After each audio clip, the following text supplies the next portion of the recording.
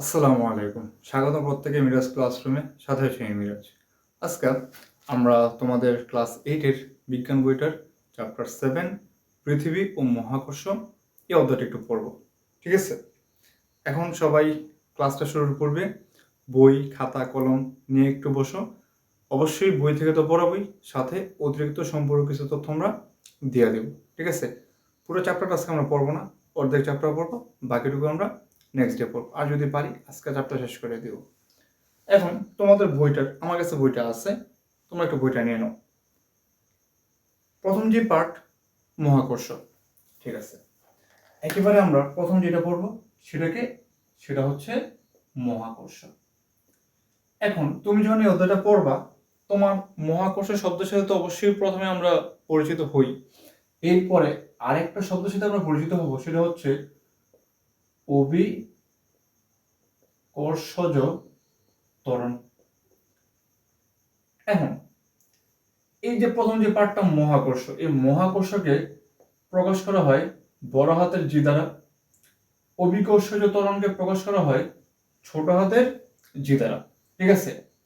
এই মহাকর্ষের আলাদা একটা মান আছে, অভিকর্ষজ ত্বরণের আলাদা একটা মান আছে। আমরা এটা একটু পরে যাই। আগে আসলে মহাকর্ষ নিয়ে আমরা একটু আলোচনা সেরে নিই। এই পৃথিবীতে আমরা যে কোনো বস্তুই যদি উপরের দিকে নিক্ষেপ করি, বস্তুটা নিচের দিকে পড়ে। আমরা সবাই কম বেশি জানি যে বিজ্ঞানী নিউটন একদিন গাছের নিচে বসেছিল, বসে থাকার পর একটা আপেল নিউটনের সামনে পড়ে। এখন উনি তো নিউটন, উনি তোমার আর আমার মতো ম্যাঙ্গো পাবলিক না যে আপেলটা পড়ছে খেয়ে ফেলে। সে কি করলো, না খাইয়া গবেষণা শুরু করলো, এবং সেখান থেকে এই মহাকর্ষীয় ধ্রুবকের মান, তারপরে হচ্ছে অভিকর্ষজ ত্বরণ, এই সংক্রান্ত তথ্য উনি প্রদান করা শুরু করলেন। Concept clear? আচ্ছা, এবার মহাকর্ষ কি? যদি মহাকর্ষের সঙ্গে আমরা যাই, এই মহাবিশ্বের মধ্যে যে কোনো দুইটা বস্তুর মধ্যে যে পারস্পরিক আকর্ষণ, তাকে বলা হয় মহাকর্ষ বল। পৃথিবীতে মৌলিক বল রয়েছে 4টা, এর মধ্যে একটা হচ্ছে এই মহাকর্ষ বল। ঠিক আছে? মহাকর্ষ বল খুবই শক্তিশালী। উদাহরণস্বরূপ ধরো চুম্বক, এটা একটা পৃথিবীর অংশ, টিন পৃথিবীর একটা অংশ। চুম্বক আর টিনের মধ্যে যে একটা সম্পর্ক, তাকে বলা হচ্ছে মহাকর্ষ। অথবা ধরে নাও যে তোমার টিচার আর তোমার মধ্যে, ধরো তুমি একটা বেয়াদবি করছো, তোমার টিচার তোমার একটা থাপ্পড় লাগাইলো, টিচারের হাত আর তোমার কাঁধ, এর মধ্যে যে সম্পর্ক, মহাকর্ষ বলাই যায়। বুঝাইতে পারছি? তো মহাকর্ষ বিষয়টা ক্লিয়ার? আচ্ছা, এরপরে টপিক হচ্ছে নিউটনের মহাকর্ষের সূত্র ও মহাকর্ষ বল। আমি সূত্র একটু বলি। সূত্র হচ্ছে এরকম, তোমাদের বইটাতে সূত্রটা দেয়া আছে, এই যে এখানে, এটা কষ্ট করে লেখা দরকার নেই, এটা হচ্ছে সূত্রটা। ঠিক আছে? মহাবিশ্বের প্রতিটি বস্তুকণা একে অপরকে নিজের দিকে আকর্ষণ করে। এই আকর্ষণ বলের মান দূরত্বের বর্গের ব্যস্তানুপাতিক, এবং এই আকর্ষণ বলের মান দূরত্বের বর্গের ব্যস্তানুপাতিক, এই আকর্ষণ বলের মান বস্তু কণাদের ভরের গুণফলের সমানুপাতিক এবং দূরত্বের বর্গের ব্যস্তানুপাতিক। হ্যাঁ, এই মহাবিশ্বের প্রতিটি বস্তু কণা একে অপরকে নিজের দিকে আকর্ষণ করে। এই আকর্ষণ বলের মান বস্তু কণাদের ভরের গুণফলের সমানুপাতিক, আমি বোঝাইতেছি বিষয়টা, এবং দূরত্বের বর্গের ব্যস্তানুপাতিক। এটা হচ্ছে মূল কথাটা। এরপরে তারা যে সংযোজক কথাটা লিখলো, সেটা হচ্ছে যে এ বল বস্তু কণাদের সংযোজক রেখা বরাবর ক্রিয়া করে। এখানে আমাদের অনেকগুলো কথাবার্তা আসছে, যে কথাবার্তাগুলো যদি আমরা ব্যাখ্যা করি, একটা ছিল হচ্ছে ব্যস্তানুপাতিক, ভালো করে বুঝো। হ্যাঁ, ব্যস্তানুপাতিক। আরেকটা হচ্ছে সমানুপাতিক। সমানুপাতিক, বুঝো। এই কথাগুলো আমরা একটু ব্যাখ্যা করবো এখন। এই মহাবিশ্বের প্রতিটি বস্তুকণা একে অপরকে নিজের দিকে আকর্ষণ করে। আমরা ধরলাম M1 M2 নামের দুটো বস্তু আছে, তাহলে এই যদি একটা দাগ হয়, ধরে নাও এখানে একটা M1 বস্তু আছে, এখানে একটা M2 বস্তু আছে। মহাবিশ্বের প্রতিটি বস্তুকণা একে অপরকে নিজের দিকে আকর্ষণ করে। এই আকর্ষণ বলের মান ভরের, শব্দটা কি? ভরের, ভরের, আচ্ছা ভর। এই ভরকে প্রকাশ করা হয় এম দ্বারা। এখন এমটা কার? বস্তুর ভর। কার ভর? বস্তুর ভর। আচ্ছা, তাহলে ভরের গুণফলের সমানুপাতিক। ভরের গুণফল যদি আমরা বলি, that means M1 into M2। ভরের গুণফলের সমানুপাতিক কার? কার সমানুপাতিক? আমরা জানি? জানি না। বলের গুণফলের সমানুপাতিক। কার? বলের। কার সমানুপাতিক? মাথায় রাখবা, বলের মান বস্তুর কণাদের গুণফলের সমানুপাতিক। তাহলে বল, বলকে প্রকাশ করা হয় এফ দ্বারা। বলকে কি দ্বারা প্রকাশ করা হয়? এফ দ্বারা। আচ্ছা, তাহলে ধরো M1 M2 এবং বল, বস্তু কণাদের গুণফল বলের গুণফলের এই চিহ্নটাকে বলা হয় সমানুপাতিক। ঠিক আছে, এরপরে কি বললো তারা? এরপরে তারা আবার বলল এবং দূরত্বের বর্গের, কথাটা কি বললো? দূরত্বের বর্গের ব্যস্তানুপাতিক। দূরত্বকে প্রকাশ করা হয় ডি দ্বারা, ডিস্টেন্স। তাহলে আমরা দূরত্বকে কি দ্বারা প্রকাশ করতেছি? দূরত্বকে প্রকাশ করতেছি ডি দ্বারা। দূরত্বের বর্গের, এই গেল দূরত্বের বর্গের। কথাটা এখন কি বলছো তারা? ব্যস্তানুপাতিক। একটু ভেবে দেখো, M1 M2 কে আমি লিখলাম উপরে, ডি স্কয়ার কে লিখলাম আমরা নিচে।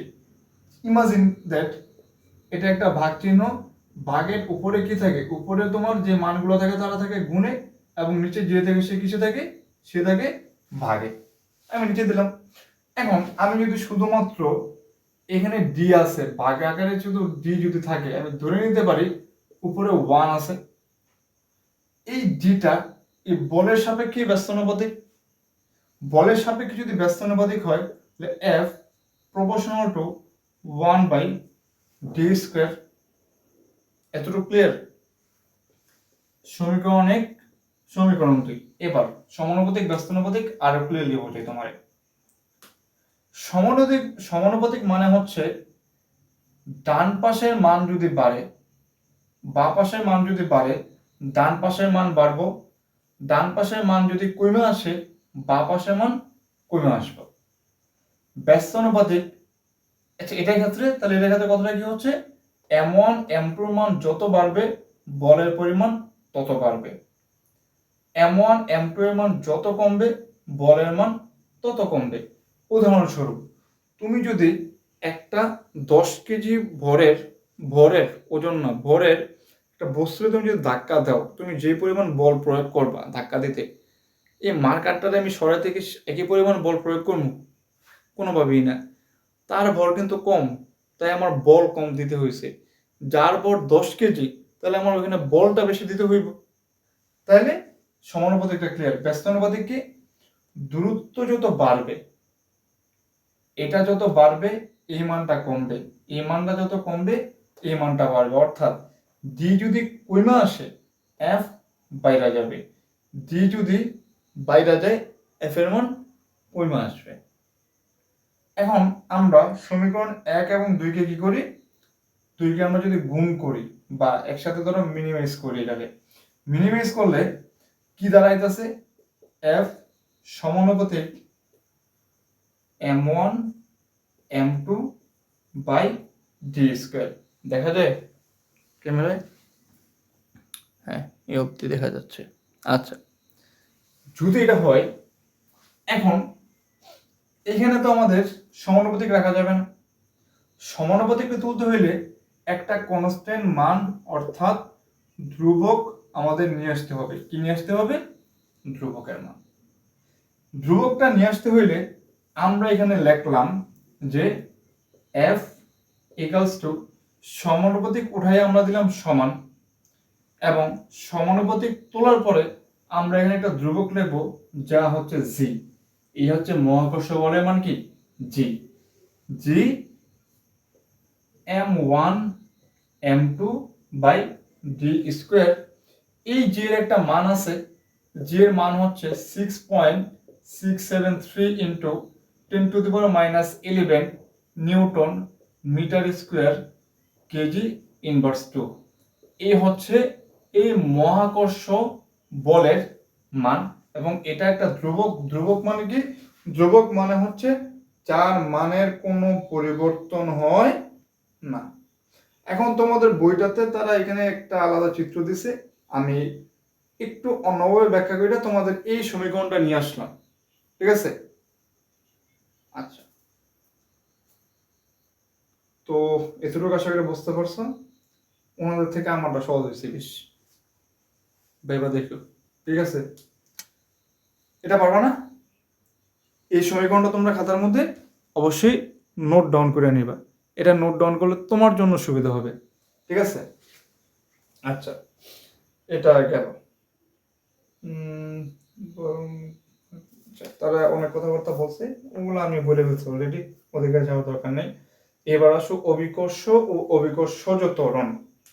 অভিকর্ষ এক জিনিস, অভিকর্ষজ ত্বরণ আরেক জিনিস। বুঝো কথাটা?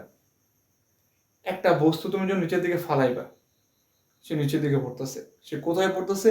ভূমিতে পড়তেছে। ভূমি কি? ভূমি পৃথিবী। ভূমি পৃথিবী না? পৃথিবীর একটা অংশ। মার্কা কি পৃথিবীর অংশ? মোটেই না। আপেল, তুমি, আমি, মোবাইল, লাইট না, পৃথিবীর অংশ না, আমরা বানাইছি এগুলোর। এখন দুইটা বস্তু, এর মধ্যে যদি একটা হয় পৃথিবী এবং আরেকটা হয় অন্য কোনো বস্তু, তাহলে এই অন্য কোনো বস্তু এবং পৃথিবীর মধ্যে যে আকর্ষণ, তারা বলা হয় অভিকর্ষ। ক্লিয়ার? অভিকর্ষজ ত্বরণ জিনিসটাকে এই দেখতে পাওয়া বুঝতে হইব, তার মান আছে আলাদা। এই যে সারা পৃথিবীর মধ্যে মেরু অঞ্চল আছে, মরু অঞ্চল আছে, সমতল ভূমি আছে, এই অঞ্চল ভেদে জি এর মান পরিবর্তন হয়।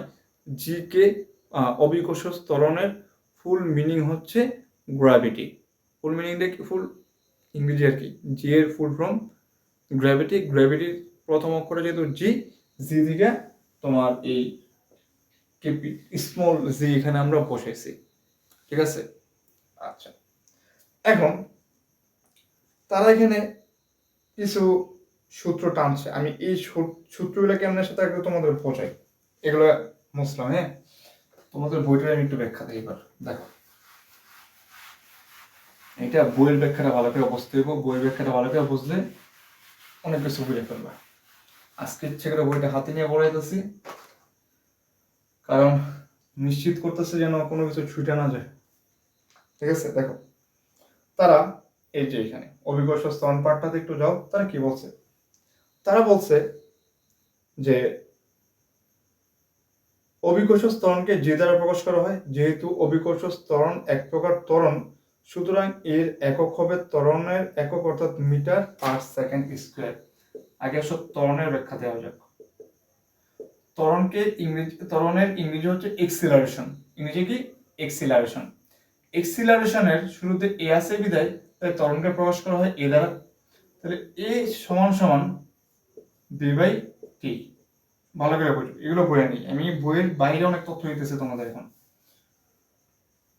তোমরা আমার এই চ্যানেলে একটা ভিডিও আছে ক্লাস 9-10 ফিজিক্সের একক আর মাত্রা নিয়ে, পারলে দেখো, না দেখবে সমস্যা নেই। একক, একক বিষয়টা কি? তুমি বাজারে গেলা, বাজারে গিয়ে তুমি দোকানে বললা আমারে 2 চাল দেন, আমারে 3 ডাল দেন, আমারে 4 তেল দেন। তোমরা কেউ খেয়াল করছো? আমি এখানে কিন্তু কোনো কিছু বলি নাই, বলছি? বলিনি। 2 চাল, 3 ডাল, 4 তেল, কেউ কিছু বুঝবো? মোটেই না। কিন্তু আমি এখন যদি বলি আমার 2 কেজি চাল দেন, আমার 3 টাকার চাল দেন, আমার 4 কেজি চাল দেন, তেল দেন, তাহলে এখানে আমি কি চাচ্ছি? তা বোঝাইতে আমি এই শব্দগুলোর ব্যবহার করলাম না, এই শব্দগুলোর, এই যে শব্দগুলোকে আমি ব্যবহার করলাম, এই বিষয়গুলো হচ্ছে আমাদের কি একক। এখন আমরা যখন, এটা ফিজিক্সের একটা পার্ট, এই অধ্যায়টা ফিজিক্সে যখন আমরা কোনো কিছু বোঝাইতে যাই তখন আমাদের কি করতে হয়, এই একক ব্যবহার করতে হয়। একক যদি আমরা ব্যবহার না করি তাহলে আমাদের ম্যাথমেটিক্যাল টার্মে আমি কি জানতে চাইতেছি তা আমি বুঝতে পারতেছি, ঠিক আছে? তাই আমার কি লাগতেছে, এককটা লাগতেছে। এখন এই যে ত্বরণের একটা একক আছে, ত্বরণের যা একক অভিকর্ষ ত্বরণের এককটা ঠিক তাই। কেন? কারণ এটা এক প্রকার ত্বরণ, অভিকর্ষ ত্বরণ। ত্বরণের সংজ্ঞায় কি বলা হয়, সময়ের সাথে বস্তুর অবস্থার পরিবর্তনকে বলা হয় ত্বরণ। সময়ের সাথে বস্তুর অবস্থার পরিবর্তনকে বলা হয় কি, ত্বরণ। সরি, আবার আরেকটু বলা যায়, সময়ের সাথে বেগ বৃদ্ধির হারকে ত্বরণ বলে। সময়ের সাথে, তোমরা এটা লেখা রাখো, সময়ের সাথে বেগ বৃদ্ধির হারকে ত্বরণ বলে। এর আগের সময় একটু ভুল, হ্যাঁ দুঃখিত, বয়স হয়েছে না, কত কিছু মনে রাখবো। সময়ের সাথে বেগ বৃদ্ধির হারকে কি বলা হয়, বেগ বৃদ্ধির হারকে ত্বরণ বলে। আচ্ছা, এই কথা একটু ব্যাখ্যা দিই এবার, ভালো করে বুঝি সবাই। এটা সময়, এটা বেগ, টি বলতে টাইম, ভি বলতে বেগ, বেগ হচ্ছে ভেলোসিটি। ভেলোসিটি মানে হচ্ছে কি, ভেলোসিটি মানে হচ্ছে বেগ, আর টি হচ্ছে টাইম, সময়। তো এখানে এই ত্বরণের এককটা যদি আমরা বের করি, এটা বেগ, তো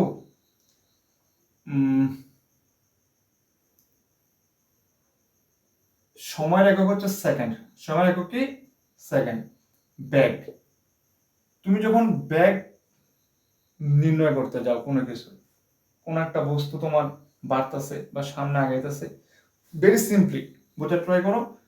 আমরা যদি দুইটাকে মিলে জিলে চিন্তা করি এগুলারে, তাইলে এটার মান দাঁড়ায় হচ্ছে মিটার পার সেকেন্ড স্কোয়ার। আমি ডিটেলসে গেলাম না, থাক, এত ডিটেলে গেলে পরে তোমরা ক্লাস 8 আছো তো ভয় পেয়ে যাবে, আসো ডিটেলে না যাই।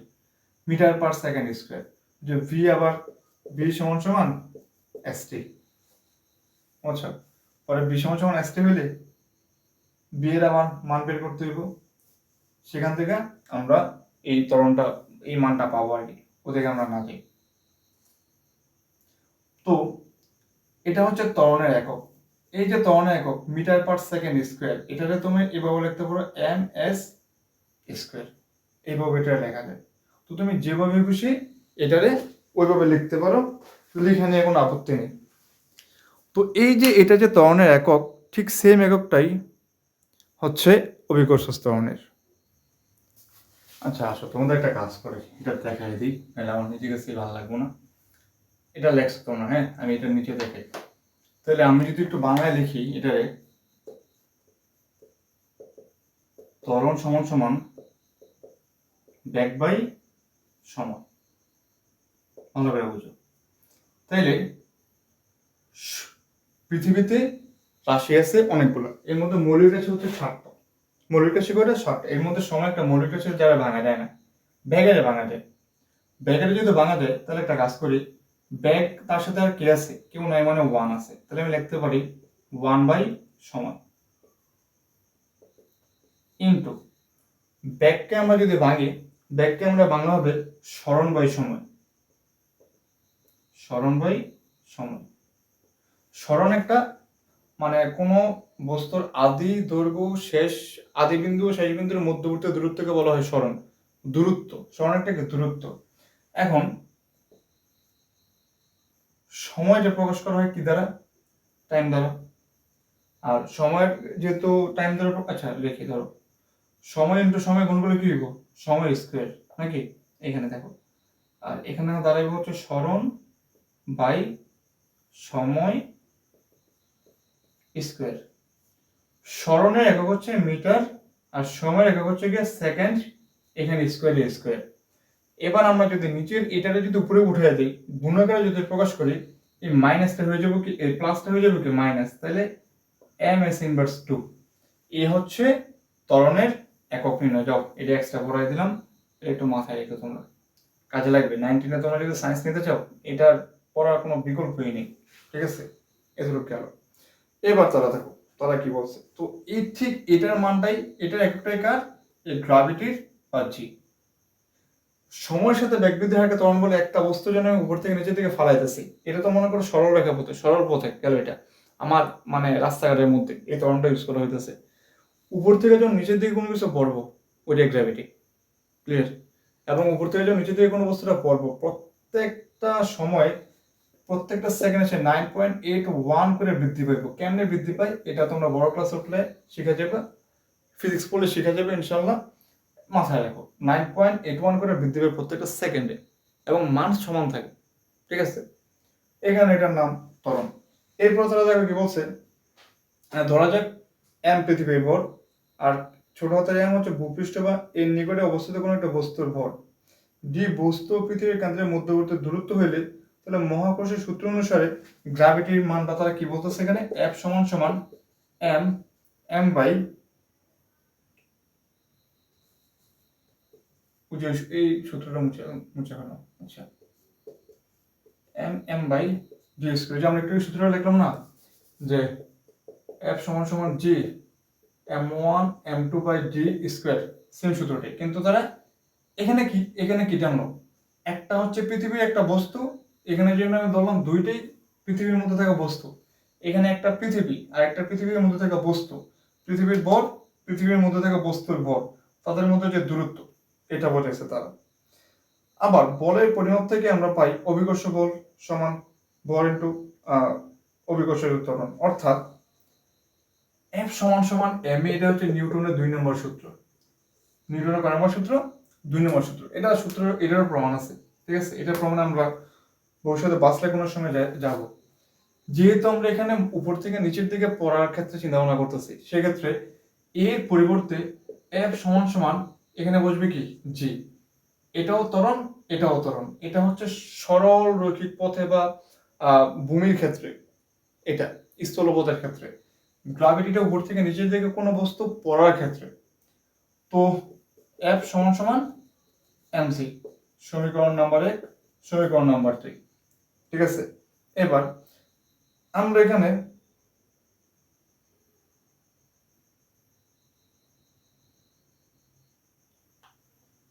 ওকে, আমরা যদি এটাকে লিখতে চাই এখন দেখো এইভাবে লিখতে পারি কিনা, যে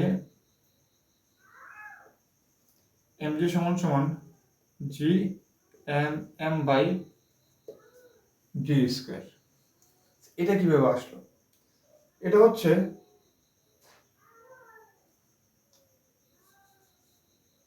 এফ সমান এমজি, আমরা এফ এর পরিবর্তে এমজি বসাই দিলাম, বসালাম এমজি, এটা তো উপরে আসছিল। এখন উভয় পাশে যদি একই দিকে দুইটা মান থাকে তারা পরস্পর বাদ। দেখো এমজির নিচে মনে মনে 1 আছে, তার মানে এমজি উপরে আছে, আর এখানেও জি এম এম উপরে আছে। এই এম কাটা, যদি কাটা হয় তাহলে আমি লিখতে পারি কি জি সমান সমান G M by G square, এটাই তো?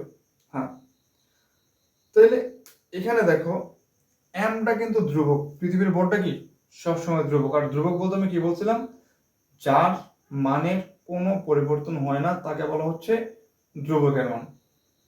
এখানে আর কোনো কথাবার্তা তথ্য মিসিং তো করে নেই মনে হয় নাকি, যে শুরুতে একটু ত্বরণের সংখ্যাটা ভুল করছিলাম, তার জন্য দুঃখিত, হয়ে যায় ভুল কম বেশি, ঠিক আছে?